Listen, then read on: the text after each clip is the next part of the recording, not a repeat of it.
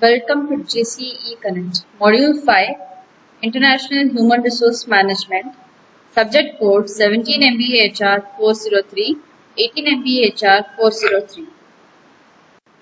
In this module, we'll be learning about performance management and multinational enterprises, constraints in goal attainment, performance management cycle into international context, performance management of international assignees, third country and host country employees, issues and challenges in international performance management, country-specific performance management practices.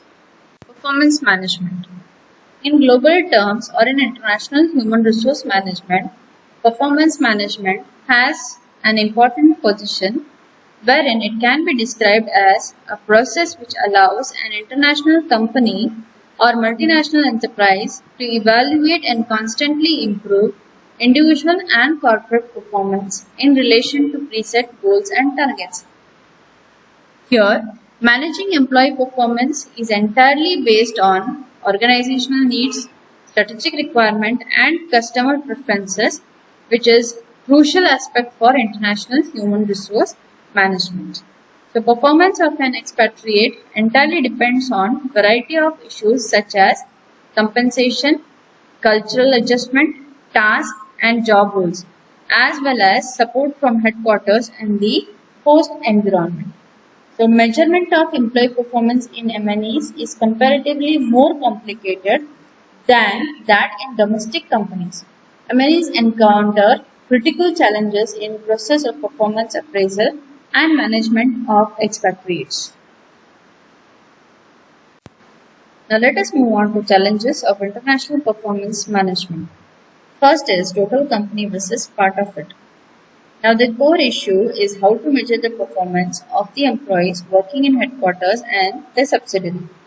When headquarters and subsidiaries follow different strategies and implement varied actions, the aspects of dichotomy in decision making and implementation also results the dichotomy in measuring performance of the employees. Another difficulty of performance appraisal is the time span of the impact of decisions being made. Employee makes decisions in particular year, but the impact of it happens in the other years. Should the performance affect in the year of decision or in the year of result of the decision to be appraised? Then we have the second one, that is standard format versus customized format. Normally, parameters like profits, return on investment, cash flows, productivity, sales, per employee, punctuality, rate of customer complaints, etc. are applied to employees in the group for measuring the performance. Some MNCs additionally apply qualitative parameters like innovation, leadership, etc. So should the headquarters and the subsidiaries adapt the same and standard criteria, performance factors, or different criteria? Different criteria are appropriate for their individual environments, but vitiate uniformity of performance rating. For a parent country national working in a subsidiary, should we apply headquarters or host country criteria is another question that has no clear idea. Then we have the other part of standard format versus customized format. MNCs cannot follow a standard format of performance rating as influences of environmental factors vary from country to country, hence from subsidiary to subsidiary. Then you have uniformity of data and performance. So here MNCs and their subsidiaries not only work in different environment but also carry out different kinds of business including manufacturing, trading, etc. Therefore, providing uniform data for appraisal is not feasible. Problem can be partially resolved by converting the data into parent company monetary terms. But this is not solution owing to variations in living cost, purchasing power in various countries.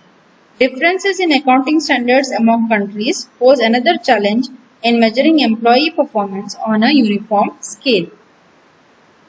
So here, accounting standards differ due to cultural factors that decide the degree of conversation with which accounts are prepared. Germans are very consecutive while Americans optimistic. Accounting system is also oriented towards information requirement of capital providers, that is individual investors or bankers. Political ties also determine systems that MNCs follow for accounting. Then you have environmental variations. So, environmental influences among subsidiaries as well as different growth rates of the environment, employee performance across the subsidiaries cannot be measured using uniform appraisal criteria and scale. Environmental factors become more vibrant after recent phase of globalization, which initiated trends towards erosion of natural culture and formation of global culture. Establishment of WTO, World Trade Organization, European Unions, and its currency, increased mobility of human resource, IT revolution, large-scale outsourcing, global strategy, etc. Then we have validity of performance criteria. MNCs use different performance criteria based on end contributions to the company and some based on employee traits. Former include profits, return on investment, cash flows, productivity, etc. And latter include dynamism, decisiveness, initiative, judgment, etc. Each of these criteria may not be valid for local settings of a subsidiary. So, cultural and social environment, economic system and institutional setup influences the business as well as performance of the managers, which varies from parent country to the host country. Therefore, performance criteria valid in parent company may not be valid in the host company. Then, time and distance variation. So here, measurement of performance of the employees working in MNCs is challenging compared to those working in domestic companies, as employees working in domestic companies can meet the colleagues face to face, while employees of the MNCs have limited choice to do so. The information technology devices like video conferencing, email, fax and telephone do have reduced the complexities. So performance of business activities in MNC is complicated by distance and different time zones between parent and subsidiary. This is one of the challenge which is being posed. Then you have varied levels of maturity. So MNC should not therefore adopt the same performance appraisal format and scale to measure the performance of the employees of home country nationals and different host country nationals as well as third country nationals. People of different countries are generally strong in different skills, have different level of maturity and are strong in different disciplines. Indians are strong in mathematics and logic, while Americans in systematic analysis. Then you have rater's competence or rater's bias, if you could say. So when you speak about rater's competence, it is nothing but the person who appraises should have the right skills, the right experience of working in that particular area where the employee is being appraised. It is doubtful if such raters possess required competence to appraise the performance of expatriates. So, raters bias, problems with subjective measures have opportunity for bias. So, halo effect, the error of central tendency, all these are different raters bias which happens in the international performance appraisal. Then you have host environment, that is internal environment of the host company. So organization, ownership pattern influence expatriates performance. 100% ownership by parent company against a joint venture allows parent country national to work more successfully in the host company. External environments like social, cultural issues, political issues, economic issues affect the employee performance. In addition, availability of school, education facilities, medical facilities, hospital facilities, recreation facilities, etc. have their bearing on foreign employee performance. Then you have something called as cultural adjustment. Adjustment of the employee to the organization culture and country's culture. Adjustment of employees' family members to the country culture significantly influences the employee performance. This fact should be considered in evaluating the performance. So, to sum up the challenges of international performance management, so here analysis of challenges of performance appraisal of expatriates reveal that it is critical to measure expatriate performance. Even it would be difficult to measure performance of host country parent country nationals working in headquarters, as they also encounter cultural issues while dealing with foreigners. Moving on to constraints in goal attainment. First constraint is unsatisfactory performance improvement, wherein the performance doesn't improve and the efforts and behavior of the employees is not towards achieving the goals of the organization, which leads to again no improvement in the performance or unsatisfactory performance improvement. Then you have incorrect decisions being made. So if you could see here, incorrect decisions are decisions of pay rise, transfer, promotion, training, discharges, etc. in non-motivated employees. Then you have legal compliance not being met. So here, due to erratic performance, it lands firm in legal battle, diverting its focus on non-productive area. Then inadequate job satisfaction. Employees tend to become emotional and frustrated if they perceive that ratings they are getting is unfair. Increased turnover of employees. Dissatisfaction in job leads to turnover of the employees. That is, people leaving the organization. Inconsistency between organizational strategy and behavior. Performance evaluation will be apt if there is consistency between organization strategy and behavior.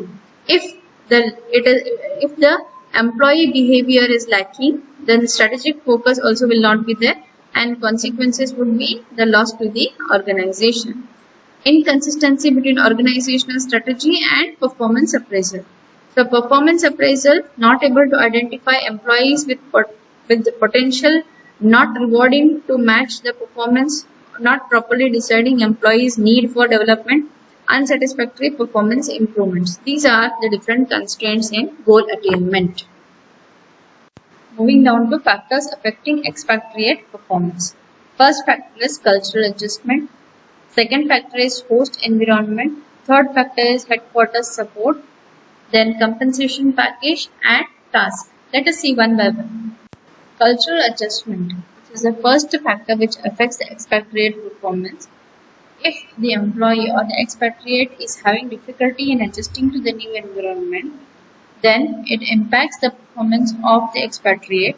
It creates a dilemma in the mind of the expatriate, and as well as it becomes very difficult for the expatriate to judge the behavior of the others. Then next you have headquarters support. So here assignment, domestic versus international, individual versus family transfers, natural cultural comfort zones, career and finance versus loyalty, emotion versus unfamiliar situations. These are all the dilemmas which will be faced by the expatriate, wherein the headquarters has to support and give a clear idea of all these factors. Then afterwards we have host environment. The environment in the host country, social environment, legal environment, economical environment, technical environment, demands, types of goals and operations, and development and emerging markets of the host country also affects the performance of the expatriate. Then you have task. So here Hayes 4 task is been explained. The first task is CEO directs the entire foreign operation. Second task is structure reproducer, that is marketing will entirely reproduce the entire structure. Troubleshooter, that is individual foreign subsidiary solve operational problem. Operative, performing functional jobs or the existing operational structures. So here these are the four tasks which are being directed to an expatriate, which also brings in difference in the performance of an expatriate. Then you have compensation package, obviously the most important factor which affects the performance of the expatriate. That is the rewards performance equation in the parent country and the host country. Financial benefits, which are being received by the expatriate, career progression, level of motivation. All these are the different factors which affect the expatriates. Structure of managerial role in cross-cultural setting. Third country national role conception. Now, role conception of third country national would be more critical. So, parent company's expectation, role perception of the third country national, subsidiary company expectation, organizational culture of parent company and subsidiary company, culture of organization where TCN worked previously, country culture of the third country national, and host country culture influences the role content of the third country national, which is presented in this particular diagram. So here, if you could see, parent company and the host country stakeholders are the role senders. They will send across the role, which is again divided by cultural boundaries, to the third country national manager, who is the role recipient, and accordingly he will be putting forth the role behavior, which again influences the parent company and the host company.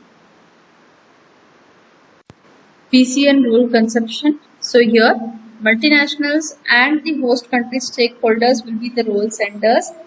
So recipient of the role would be PCN managers, who convert it into the role behavior and send it, and it again affects back the multinationals and the host country.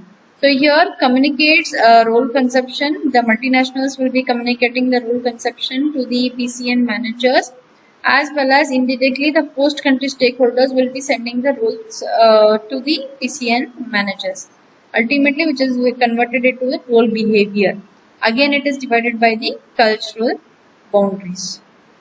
Then you have HCN role conception, wherein the parent company will be sending the role, will be the role sender, communicates role conception to the HCN manager, that is role recipient, and the host country stakeholders will indirectly put forth the role, will send the role to the role recipient, that is HCN manager. Then HCN manager converts it into behavior, and which directly affects the parent company as well as indirectly affects the host country. So again, it is divided by the cultural boundaries. So parent company and the HCN manager, there is a cultural boundary between the parent company and the HCN manager. One of the most challenging tasks of IHRM is managing the performance of the firm's various international facilities. Performance management may be understood as a process that enables an international firm to evaluate and continuously improve individual, subsidiary unit, and corporate performance against clearly defined preset goals and targets. An expatriate's performance need to be assessed to effect his or her promotion, assess training and development needs, and introduce pay rise. So here, if you could see, my dear students, in this particular cycle, so multinational global strategies and goals will be framed, then subsidiary goals will be framed, and then individual employee will be having their individual goals. PC and parent country nationals will be having different goals, third country nationals will be having different goals, and host country nationals will be having different goals and standards which are to be met. Then job analysis and performance appraisal. Based on the goals of the multinational global strategies, subsidiary goals, the individual employees will be trained, and then the performance will be appraised, and based on that, training will be given. Performance management of international assignees. A contextual model of expatriate performance management being given by Tavanian has taken a grounded theory approach and qualitative analysis.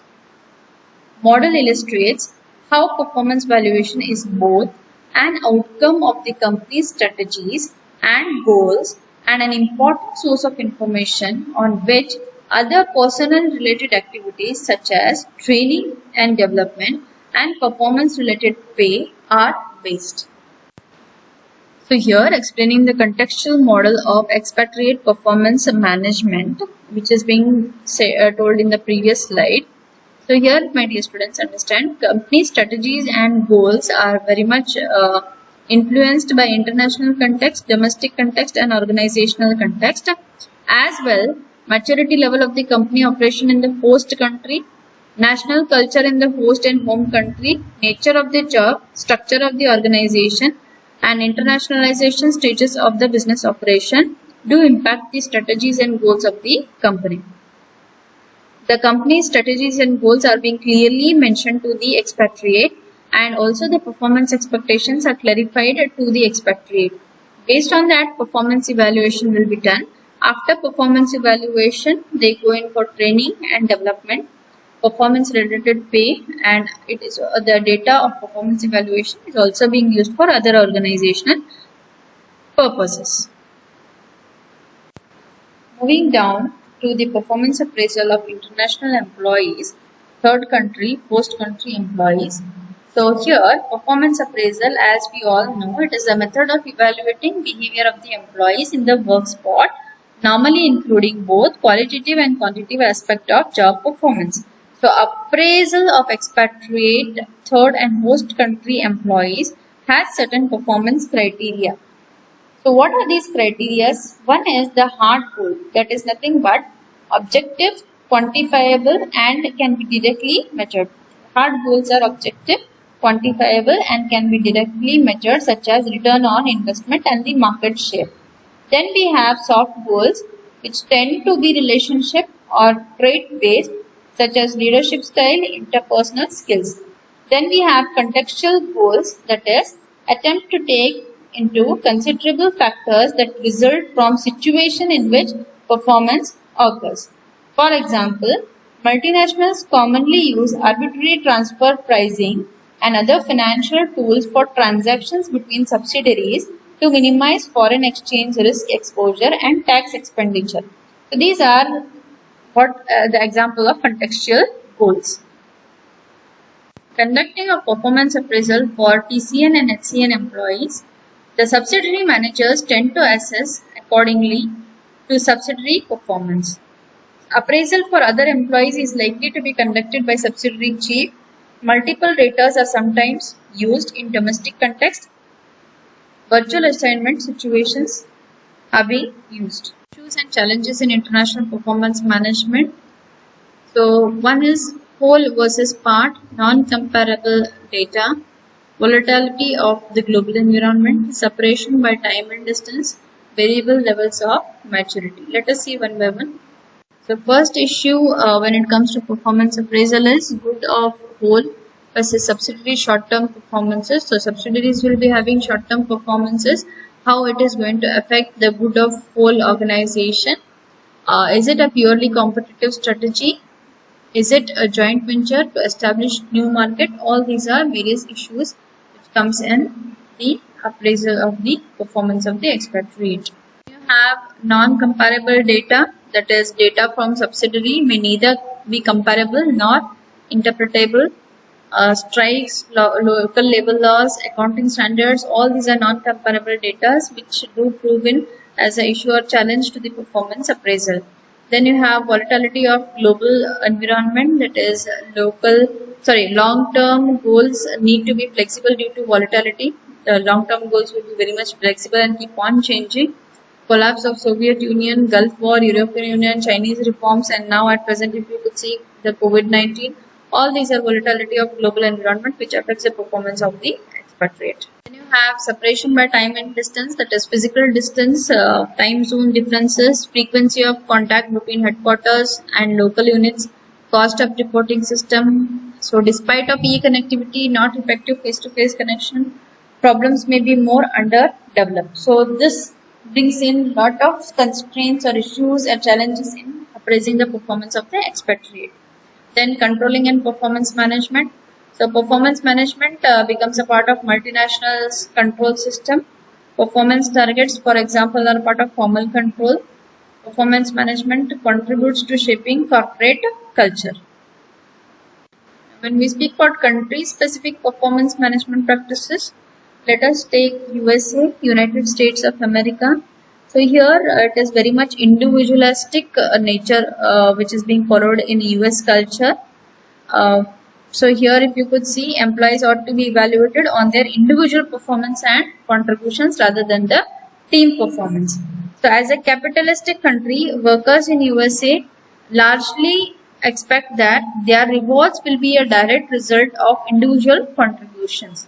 As a result, there are competitive aspects to many performance management systems in which only the top performing employees receive the greatest rewards. So capitalism has also created fierce competition for organizations and the people in them to be industry leaders. So they want every employee to be a leader, or if you could see, a global leader. So individualism is more approached in US rather than the team approach. And if you could see, in United States of America, uses of performance appraisal. Currently, most US organizations use their performance management systems. Basically, it is being used for decision making, that is, decisions regarding pay, bonus, promotion, assignment, reduction in courses. Then fewer use performance management to guide employee development, including training, mentoring, and other experiences to help employees develop their capabilities. So focus is more on decision making, wherein rewards and awards are being put forth. Then choice of whether to use a system for decision making or development is critically important. One that has implication for the system's design and implementation. So here choice is left to the organization, but most of the organizations in US use the performance management system basically for the decision making. Tools of measuring performance management in US.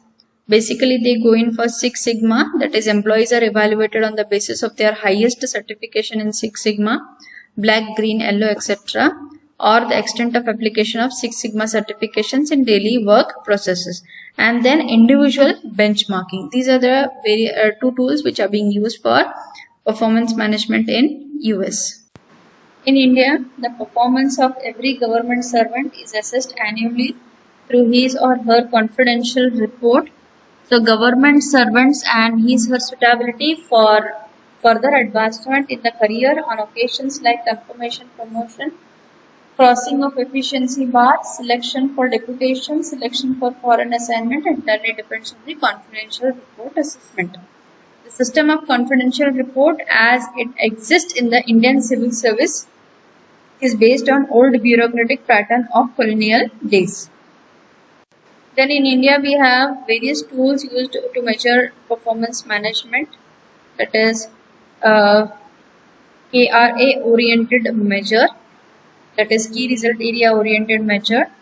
So key result areas are framed mutually among the manager as well as the employee, and based on that, employee's performance is being appraised so that there is no bias. Then they are often framed at the year starting, revised throughout the year and based on the changing conditions, and measured accordingly at the end of the year. It gives a clear picture to an employee of where does he lag and needs to improve. Then also the second tool which is being used is 360 degrees appraisal, wherein multiple raters are involved in evaluating the performance. So employee performance is evaluated by his supervisor, subordinate, peer and customer. So it is most widely accepted and applied tool where it provides feedback on employee from all angles of his work performance. Then you have total quality management, wherein organization-wide efforts is to be installed or instilled, which instills a climate in which organization continuously improves its ability to deliver high quality products and services to the customers. Then also in India, we follow benchmarking, where it is comparing one's business process and performance metrics to the industry best and best practices from other companies. It also allows organization to develop plans on how to make improvements and adapt specific best practices to be the best in the industry.